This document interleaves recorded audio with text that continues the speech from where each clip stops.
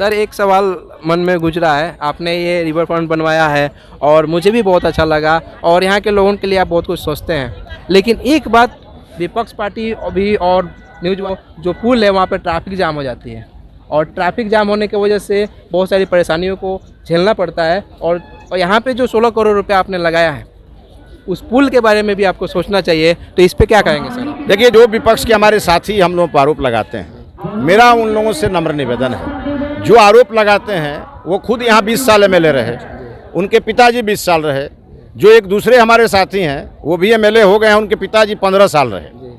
तो पहले उन लोगों को बताना चाहिए था कि उन लोगों ने क्या किया है। लेकिन हमारे एनडीए की सरकार के बीच में ही आपने देखा होगा बंगरा घाट पुल, 70 घाट पुल बन गया, सलेमपुर घाट पुल सैंक्शन होने जा रहा है और मैं आज आपको बता सकता हूं कि अगले 5 वर्षों में ये पुल 6 लेन हो जाएगा। 6 लेन हो जाएगा। इसीलिए आप देखें इतना जगह छोड़ा हुआ है। ये हम लोगों की फ्यूचर की योजना है, क्योंकि आसाम से दिल्ली को जोड़ने वाली ये सड़क है।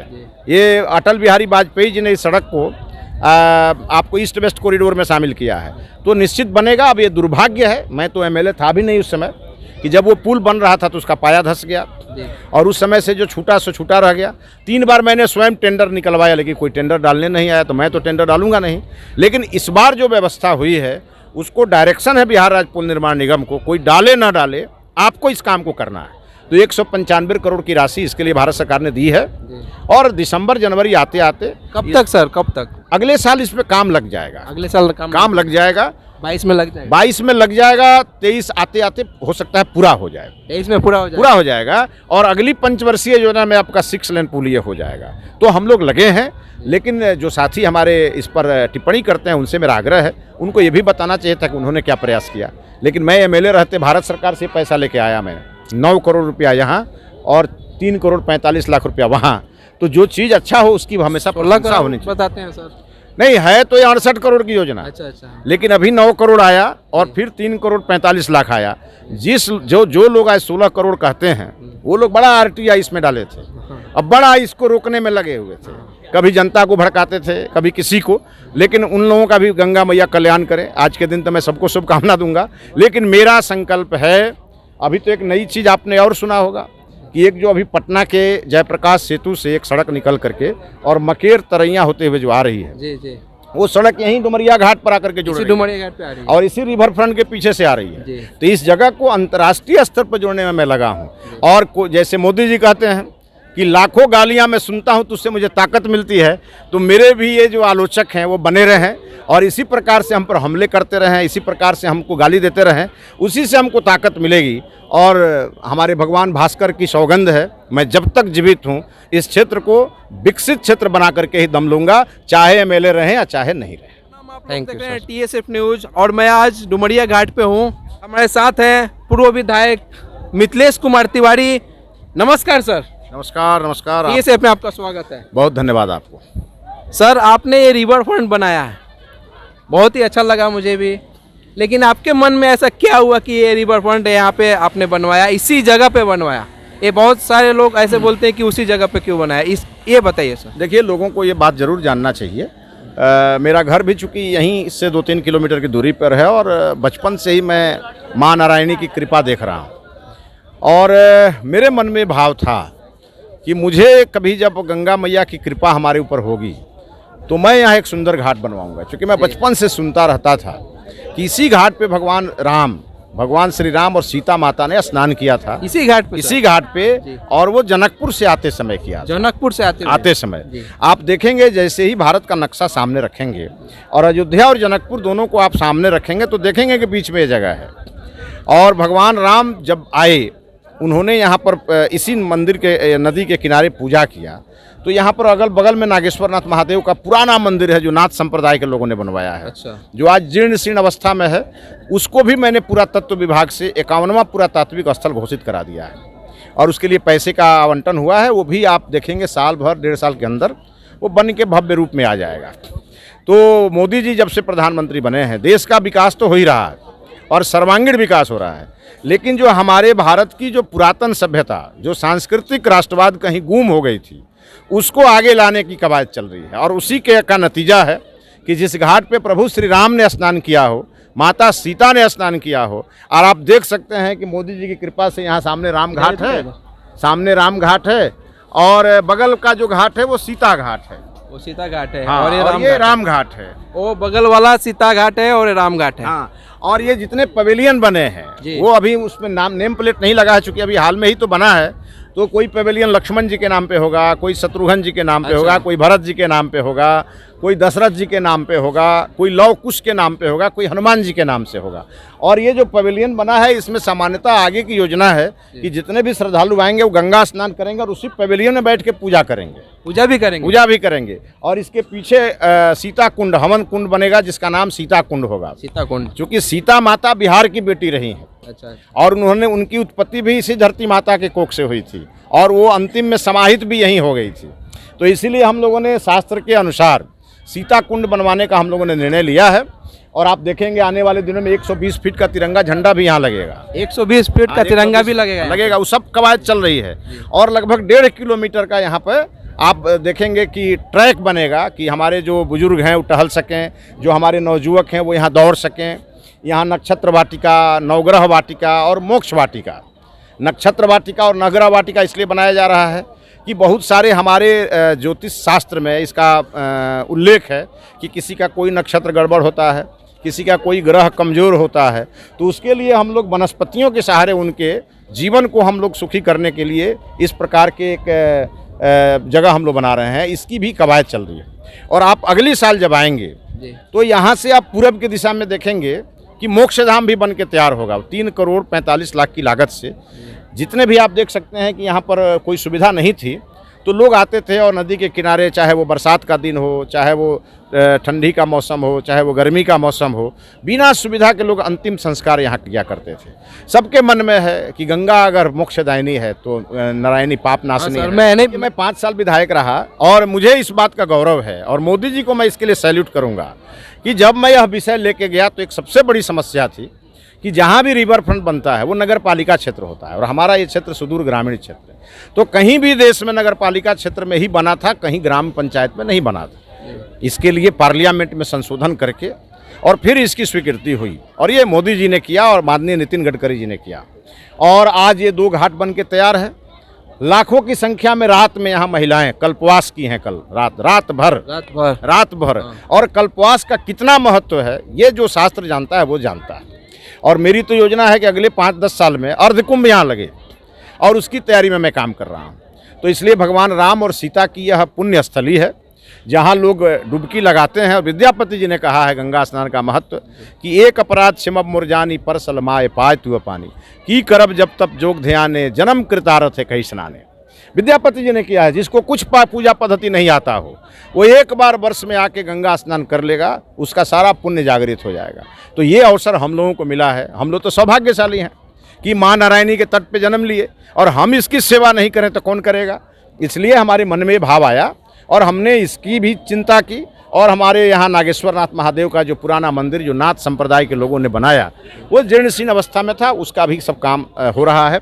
और हिंदू संस्कृति में अंतिम यात्रा जो होती है, किसी भी व्यक्ति की अंतिम यात्रा आती है तो उसके परिजन आते हैं रोते बिलखते और उनको जब अंतिम विदाई देते हैं, उनके शरीर का जब त्याग होता है, उनको अग्नि के हवाले किया जाता है। तो कहा गया है कि 5 तत्व से यह शरीर निर्मित है और 5 तत्वों में जल एक तत्व है और अग्नि और जल दोनों का संगम यहाँ मिलता है। और इस नाते हमने यहाँ पर सौदाह गृह बनवाने का निर्णय लिया है।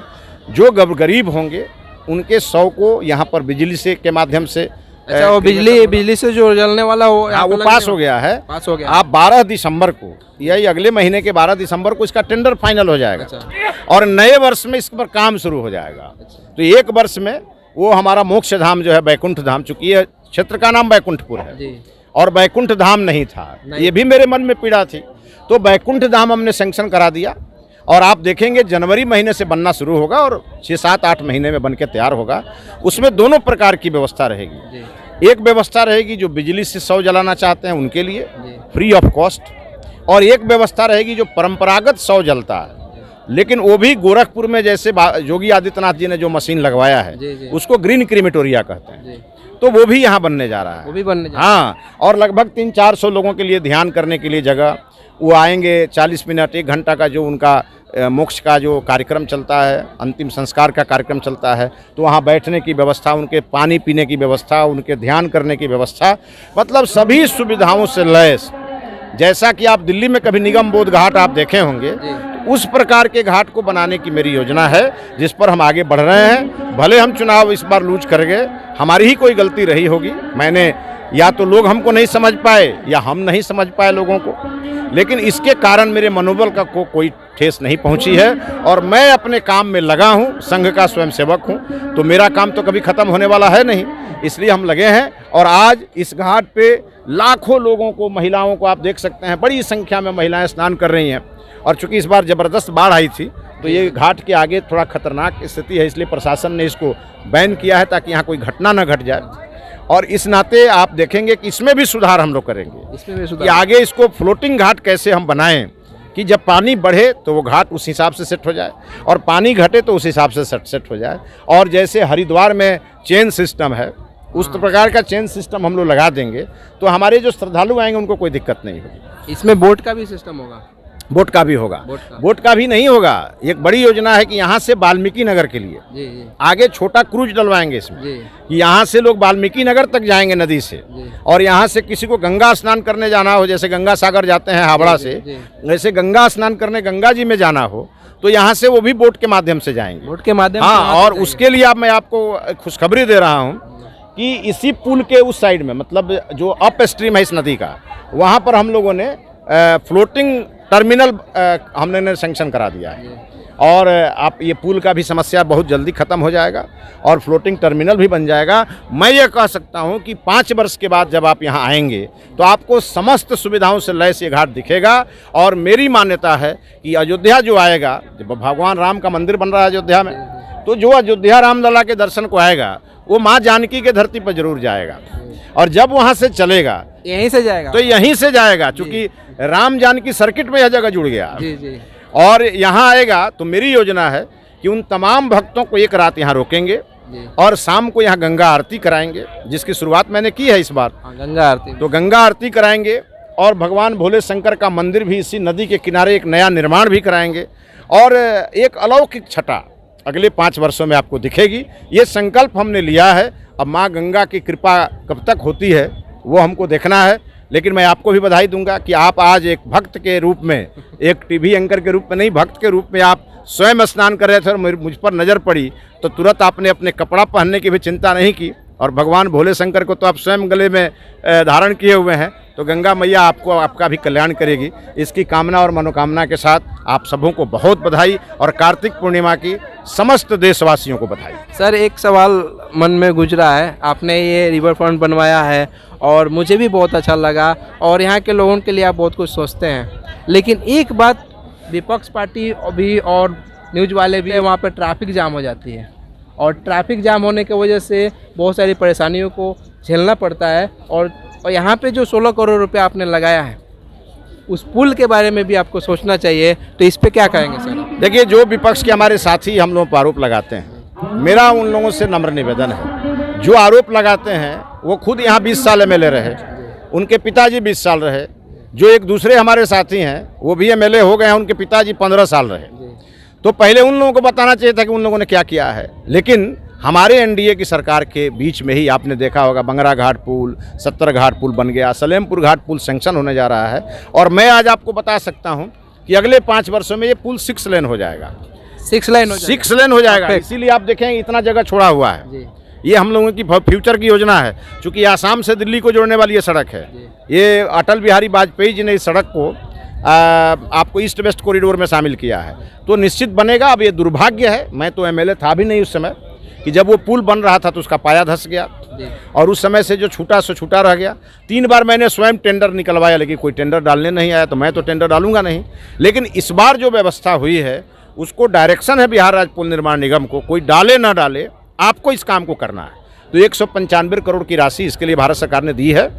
और दिसंबर जनवरी आते आते कब तक सर, कब तक? अगले साल इस पे काम लग जाएगा। अगले साल काम लग जाएगा, 22 में लग जाएगा। 22 में लग जाएगा, 23 आते आते हो सकता है पूरा हो जाए। 23 में पूरा हो जाएगा। पूरा हो जाएगा और अगली पंचवर्षीय योजना में आपका 6 लेन पुल ये हो जाएगा। तो हम लोग लगे हैं, लेकिन जो साथी हमारे इस पर टिप्पणी करते हैं उनसे मेरा आग्रह है, उनको ये भी बताना चाहिए था कि उन्होंने क्या प्रयास किया। लेकिन मैं एमएलए रहते भारत सरकार से पैसा लेके आया, मैं 9 करोड़ रुपया यहाँ और 3 करोड़ 45 लाख रुपया वहाँ। तो जो चीज़ अच्छा हो उसकी हमेशा प्रशंसा होनी चाहिए। बताते हैं सर। नहीं है तो ये 68 करोड़ की योजना। अच्छा। लेकिन अभी 9 करोड़ आया और फिर 3 करोड़ 45 लाख आया। जो लोग आज 16 करोड़ कहते हैं वो लोग बड़ा आरटीआई इसमें डाले थे, अब बड़ा इसको रोकने में लगे हुए थे। कभी जनता को भड़काते थे, कभी किसी को। लेकिन उन लोगों का भी गंगा मैया कल्याण करे। आज के दिन तो मैं सबको शुभकामना दूंगा, लेकिन मेरा संकल्प है। अभी तो एक नई चीज़ आपने और सुना होगा कि एक जो अभी पटना के जयप्रकाश सेतु से एक सड़क निकल करके और मकेर तरैया होते हुए जो आ रही है, जी, वो सड़क यहीं डुमरिया घाट पर आकर के जुड़ रही है। डुमरिया घाट पे आ रही है और इसी रिवर फ्रंट के पीछे से आ रही है। जी। तो इस जगह को अंतर्राष्ट्रीय स्तर पर जोड़ने में मैं लगा हूँ। और जैसे मोदी जी कहते हैं कि लाखों गालियाँ मैं सुनता हूँ तो उससे मुझे ताकत मिलती है, तो मेरे भी ये जो आलोचक हैं वो बने रहें और इसी प्रकार से हम पर हमले करते रहें, इसी प्रकार से हमको गाली देते रहें, उसी से हमको ताकत मिलेगी। और हमारे भगवान भास्कर की सौगंध है, मैं जब तक जीवित हूँ इस क्षेत्र को विकसित क्षेत्र बना करके ही दम लूँगा, चाहे एमएलए रहें या चाहे नहीं रहें। Thank you sir. हमारे साथ है पूर्व विधायक मिथिलेश कुमार तिवारी, डुमरिया घाट, TSF news, Tinku Kumar sir.